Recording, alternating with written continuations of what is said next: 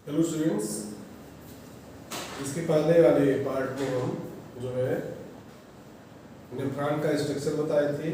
इस पार्ट में हम मूत्र का निर्माण कैसे होता है, इसका क्रियाविधि कैसे होता है, mechanism of urine formation, urine में यूरिनिफेरस ट्यूब्यूल्स का क्या रोल होता है, इसके बारे में हम बताना चाहते हैं। कैसे कैसे मतलब सिंपली हम डिस्क्राइब करेंगे हाई स्कूल बोर्ड के पॉइंट ऑफ व्यू से मूत्र निर्माण की विधि कर सकते हैं, मैकेनिज्म ऑफ यूरिन फॉर्मेशन। तो वृक्क नलिकाओं में यूरिनरी फेरस ट्यूब्यूल्स द्वारा यूरिन फॉर्मेशन 3 प्रोसेस में होता है। पहला होता है परानिस्यंदन, जिसे अल्ट्रा फिल्ट्रेशन कहते हैं। सेकेंड होता है सेलेक्टिव रीअब्जॉर्प्शन, वर्णनात्मक या चयनात्मक पुनरावशोषण, और थर्ड होता है सिक्रीशन। तो शॉर्टली हम इसको बताएंगे।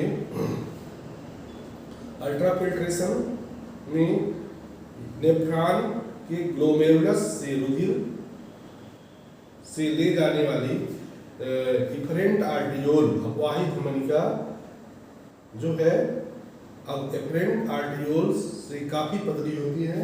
ये जो इफरेंट आर्टियोल्स है, ये एफरेंट आर्टियोल्स है। एफरेंट काफ़ी मोटा होता है और ये काफ़ी पतला होता है। तो फिर बता रहे हैं कि नेफ्रॉन से ग्लोमेरुलस से रुधिर ले जाने वाली इफरेंट आर्टियोल्स जो है एफरेंट आर्टियोल से काफ़ी पतली होती है। अतः केशिका गुच्छ से आने वाले ग्लोमेरुलस से आने वाले जो है रुधिर की मात्रा अधिक, परंतु से निकलने वाले रुधिर की मात्रा कम होती है। इस प्रकार कैपिलरीज होता है, वहाँ ब्लड की कैपिलरी होती है।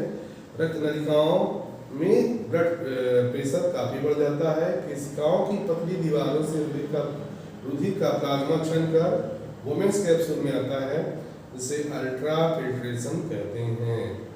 कहने का मतलब है कि जो है इफरेंट आर्टियोल्स से तमाम पतली पतली जो ब्लड कैपिलरीज होती हैं, ब्लड प्रेशर इसमें इंक्रीज करता है और पतली दीवार से प्लाज्मा छल करके वोमेन्स कैप्सूल में आता है, इसे अल्ट्रा फिल्ट्रेशन कहते हैं।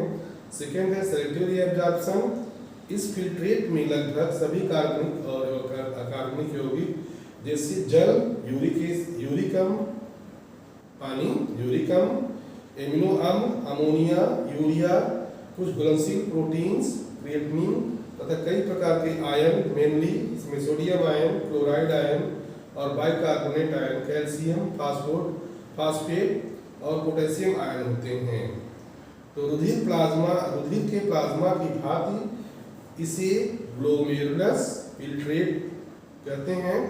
यह हल्का सा क्षारीय और पीले रंग का होता है, ग्लोमेरुलर निस्यन इसे कहते हैं। फिर इसके बाद होता है सिक्रीशन। सिक्रीशन में जो होता है नली के अंदर आए हुए जो तरल पदार्थ होते हैं फिल्ट्रेट, भोजन आंत से स्रावी नलिका और केशिकाओं की भित्ति से होकर वापस रुधिर में आ जाता है। इस प्रकार कुछ जल भी वापस ब्लड में आता है। इस क्रिया को सेलेक्टिव रीअब्जॉर्प्शन कहते हैं। फिल्ट्रेट से भोजन आदि जो तरल पदार्थ होते हैं, वर्णनात्मक रीअब्जॉर्प्शन, सेलेक्टिव रीअब्जॉर्प्शन से तो कह रहे हैं फिल्ट्रेट से भोजन आदि स्रावी नलिका केशिकाओं की भित्ति से होकर वापस रुधिर में आता है और जल भी वापस रुधिर में आ जाता है। इस क्रिया को सेलेक्टिव रीअब्जॉर्प्शन कहते हैं। इस प्रकार आवश्यक जल तथा व्यर्थ हानिकारक पदार्थ जो है स्रावी नलिका के तरल में ही रह जाते हैं, यही यूरिन कहलाता है। और जो कलेक्टिंग डक्ट से होता हुआ मूत्राशय में एकत्र होता है और आवश्यकता अनुसार यूरिन जो है समय समय पर शरीर से बाहर निकाल दिया जाता है। तो युद्ध हो गया यूरिन फॉर्मेशन की 3 प्रोसेस होती है। पहला होता है अल्ट्रा फिल्ट्रेशन, परानिस्यंदन, दूसरा वर्णनात्मक निस्यंदन, तीसरा सिक्रीशन। तो अल्ट्रा फिल्ट्रेशन में जो ग्लोमेरुलस में ब्लड कैपिलरीज होती हैं, प्रेशर बढ़ता है, प्रेशर इंक्रीज होता है और प्लाज्मा छन करके वोमेन्स कैप्सूल में आ जाता है। और सेकेंड जो होता है सेलेक्टिव रीअब्जॉर्प्शन।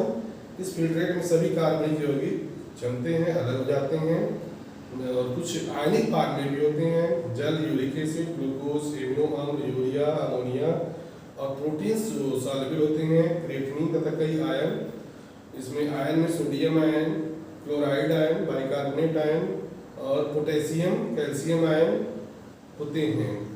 और ये ग्लोमेरुलर फिल्ट्रेट से हल्का सा क्षारीय पीले रंग का पदार्थ होता है, फिर सिक्रीशन होता है। फिर ब्लड वेसल्स में जो होता है, नली के अंदर आए हुए फिल्ट्रेट भोजन आगस्रावी नलिका कोशिकाओं की भित्ति से होकर वापस आता है और कुछ जल भी वापस शरीर में आ जाता है। इस क्रिया को सेलेक्टिव रिएब्जॉर्प्शन कहते हैं। इस प्रकार अनावश्यक जल तथा व्यर्थ हानिकारक पदार्थ नलिका से तरल पदार्थ में ही रह जाते हैं, इसे यूरिन कहते हैं। और एक कलेक्टिंग डक्ट से होता हुआ यूरेटर में यूरिनरी ब्लैडर में इकट्ठा होता है और टाइम टू टाइम जो यूरिन पास हो जाता है। तो यह हो गया यूरिन का फॉर्मेशन कैसे होता है। फिर कभी कभी किडनी की तमाम डिजीज होती हैं या किडनी फेलियर की कंडीशन होती है तो डायलिसिस की कंडीशन बनती है। तो मतलब इसमें डायलिसिस में आर्टिफिशियल किडनी का यूज किया जाता है। तो ये किसी व्यक्ति का वृक्क काम करना बंद कर देता है, किडनी काम करना बंद कर देता है, तो अपशिष्ट पदार्थों की मात्रा ब्लड में बढ़ जाती है और रोगी की मृत्यु हो जाती है। ऐसे में रोगी को बचाने के लिए मशीनों द्वारा अपशिष्ट पदार्थों को हटाया जाता है। इसे ब्लड डायलिसिस या रक्त अपोहन कहते हैं। तो शरीर में स्थित वृक्कों में रासायनिक पारगम में झिल्ली किडनी होती है, पारगम झिल्ली से बनी नलिकाएं अपशिष्ट पदार्थों को छान करके अलग करती है, वेस्ट मटेरियल नाइट्रोजन को छान के अलग करती है। कृत्रिम वृक्क से कृत्रिम पारगम झिल्ली द्वारा बनी नलिकाएं अपशिष्ट को छान कर अलग करती हैं। डायलिसिस में द्रव से भरी टंकियों को लगाया जाता है और जो पेशेंट जिसकी किडनी की प्रॉब्लम होती है, रुधिर इन नलिकाओं में प्रवाहित करके अपशिष्ट पदार्थ का मिश्रण के द्वारा डायलिसिस द्रव में आ जाते हैं, डायलाइजिंग फ्लूइड में आ जाते हैं और प्योर जो ब्लड होता है वापस शरीर में पंप कर दिया जाता है। तो कृत्रिम वृक्क को प्रायः बाएं हाथ की रुधिर धमनी के सिरा से जोड़ा जाता है। कृत्रिम वृक्क का कार्य प्राकृतिक वृक्क किडनी के कार्य के समान है, किंतु प्राकृतिक इसमें रिएब्जॉर्प्शन होता है जबकि इसमें कोई पुनरावशोषण नहीं होता है। तो यह हो गया किडनी के फेलियर में डायलिसिस का क्या रोल होता है। ठीक है, तो इसको हम यहीं पे बंद कर रहे हैं।